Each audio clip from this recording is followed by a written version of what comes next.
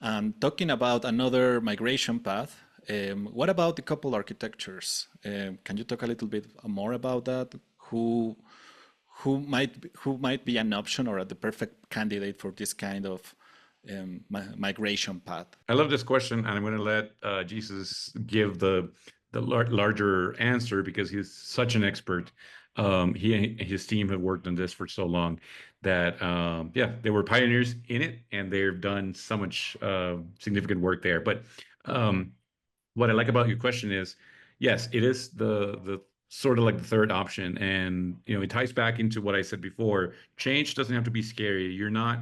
This is not the Drupal community strong arming you into now you have to make a choice. It is not your agency's way of trying to secure more money from you. It's not. There isn't any gimmicks in this, right? Like we have to understand what the value proposition of staying with the latest greatest is. And like I said, I mean, it any change in life could be perceived as a good opportunity, not a negative one. So the even better opportunity, I mean, you could go to Drupal 11 and you're going to get all kinds of exciting support, like we said, recipes. Just going from 8 to 9, you have Symfony support and object-oriented programming, a lot better performance from the compilation engine, the PHP. Which in turn meant less requirements to run the platform, to run your website. So with going to Drupal 11, even before then, a decoupled architecture, some of the trade-offs, and I'm going to keep it high level so that Jesus can go deeper. But one of the trade-offs is you're decoupling the front end from the back end. What does that mean, Rob? That's super confusing. I don't know what that is. Um, think of a Lego structure, a Lego statue of sorts. The mechanism running the content, the reactions that are performed automatically when certain changes, when certain events happen. For example, an article was posted, an article was scheduled to be published or unpublished. A new subscriber joined the website, and they just paid to be a subscriber of the website. All of those things, they're considered the back end, and they're closer to the business logic. Um, the front end is the customer facing um, layer. What does that look like? Well, the website that you know and love, right? Think of any website, anything you can see through the browser, that's your front end.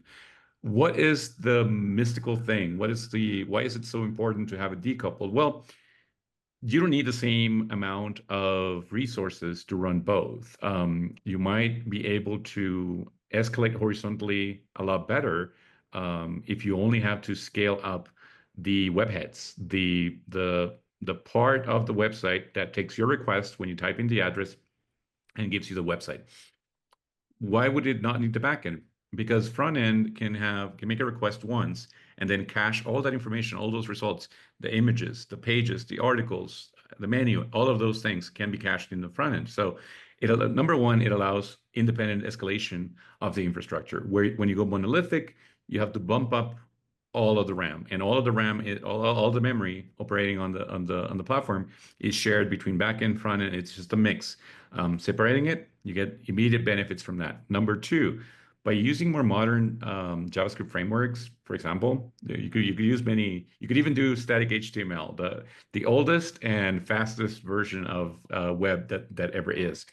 But if you still need some interaction or interactivity with your website, you could use more modern frameworks that allow a hybrid between serverless functions to do certain things.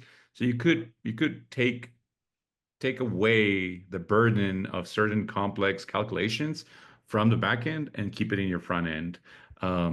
As a good example, if you have a site that you maybe integrate a very common occurrence, you integrate your web experience with, say, Salesforce. You don't need the backend to interact with that. You can actually keep all of that in the front end, right?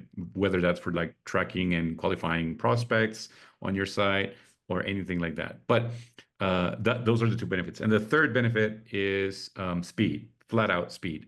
By using some of these more modern frameworks, you achieve a tremendous amount of speed. For SEO purposes, you limit the amount of markup that is generated. You have total control of the front end. Um, that's only from the what you can like where the rubber meets the road. Now, in terms of like the team, by having it decoupled, you can have a fully dedicated front end team and a much lighter back end team because the infrastructure or the content model is pretty stationary, pretty static. We like the way it is. We trust the tool that we built or bought, and that part is fine. The front end is where we have the innovation. That's where we have to make sure that our experiences are seamless across the different outlets that we might have. Maybe our organization has a couple of Drupal sites, but also a WordPress site, but also, a static site or statically generated site. And we need to keep that cohesive. Well, guess what? With Decoupled, we can now just import that look and feel into multiple infrastructures, multiple technologies like WordPress and Drupal, and have it be consistent, right? In the industry, we're calling that design system. So and you don't have to decouple to be able to leverage a design system. But if you do decouple it, then that means completely separate deployment cycles. The backend can deploy on their own schedule, and the front end can deploy on their own schedule as well, with a very independent P&L, profit and loss line for each of those two fronts. So, but again, very high level. Jesus. Well, yeah, and long story short, not every single site should be a decouple, the same way as not every site should be a Drupal site. That's pretty clear first, because we tend to think about like it's either one or the other. Whenever this, if we think about it, I mean, as an agency, we only suggest like Drupal when it really makes sense. We only suggest a Drupal decouple when it makes sense. Sometimes it makes sense to suggest a decoupled site with a different backend. Could be like Contentful or whatever. So again, that's an important, decision that you need to take. It's like not every single site should be decoupled. That's it. Having a chance to share the same design system across multiple web properties is really important nowadays, because think about it, you can have like multiple, like a site or like multiple microsites, and maybe those microsites are built in different platforms. You can have this small WordPress site for this event page, or you have a Drupal site for your main web property, but maybe you have some other microsites running on a different like headless CMS or decoupled CMS. Then you can have this decoupled implementation and having this design system share across multiple CMSs. And same thing as Rob was mentioning, is you can start working on the design system at the very beginning of the implementation. You don't have to worry about doing anything else. So let's think about this. If you're moving from something to Drupal, you might have this decoupled implementation. You can start working on the design system and doing an incremental migration. So think about, you might want to change the blog first, or maybe you want to do white paper pages. So it allows you to do that easily, again, and share the same design system across multiple sites. And those sites could have like multiple or different like decoupled CMSs or headless CMSs. And having a way to, yes. No, I was gonna say, and you achieve complete freedom because the front end layer of Drupal, the out of the box front end layer of Drupal is prescribed and is prescriptive. You are expected to use Twig. Yes, you can slap a more modern interface to it, Yep. but you can't get away from using Twig and divs and TPL files. Yep. Whereas when you have it truly decoupled, your backend becomes the backend. So you can use Drupal for one of the most loved features, which is how easy it is to organize content, model content, create, add and reuse fields on content types. That's what most people really love. The editorial experience they like a lot. Yep. So now you achieve you really unlock the potential of the site, because next time there's a migration or an upgrade, you only have to worry about the back end. The front end stays the same, like no change there. So you're saving half of the equation already. And not only that, as you were mentioning, you can use Drupal for what it's great for, or one of the greatest features, which is the structured content. And by using the teaming system in Drupal, you're kind of tied to the teaming layer, which kind of somehow also, I won't say force you, you need to like follow their Drupalisms, and how the divs are, all divs between inside divs. You remember all those probably we used to have, but it's not only that. think about not only that the teaming system, but it also the render array, because where the place where you message where you like handle your data, or or add or enrich your data, it's at the Drupal level.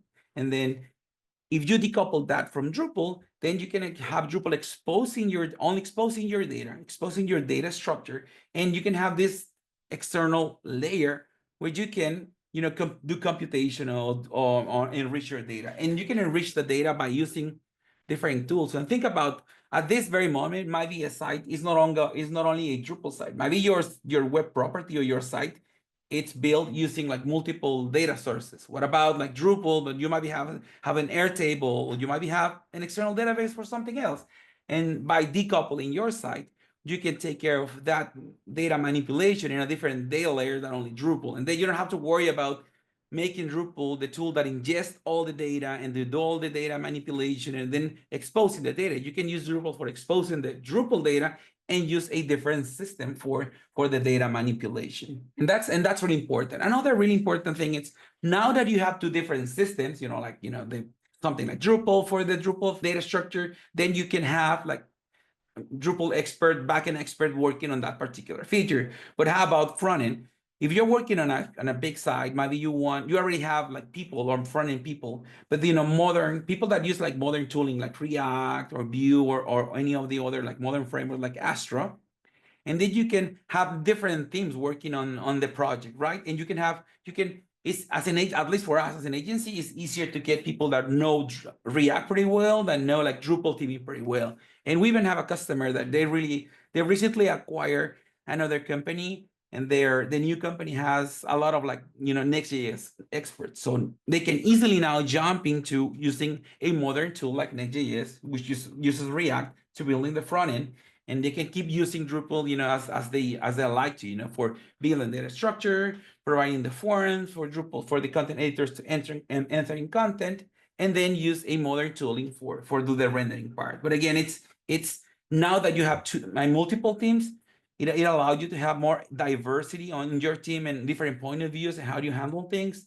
And by and the ecosystem on the front side of things like React is huge. If we compare to the ecosystem of Drupal, on the teaming system, right? Because there's a plenty of modules on Drupal, but most of those modules are for like backend tasks, not for front-end tasks. So again, most of the SDKs and platforms that you want to add to your front-end site, to your site that are related to front-end, are already on modern tooling like React, or like SDKs on TypeScript or JavaScript, right? And you probably will having some issues by trying to use those in Drupal, because kind of legacy the way that the JavaScript is handled in Drupal. Again, it's been functional for so long and works out of the box, but again, you maybe don't have, or maybe you will be having more problems, I would say, or more like challenges to introduce like modern SDKs and toolings for like authentication, or like to detect which user is it's navigating your site. Again, it's a matter of, you will be able to access a huge ecosystem of modern front-end tooling once you do the jump to go and decouple.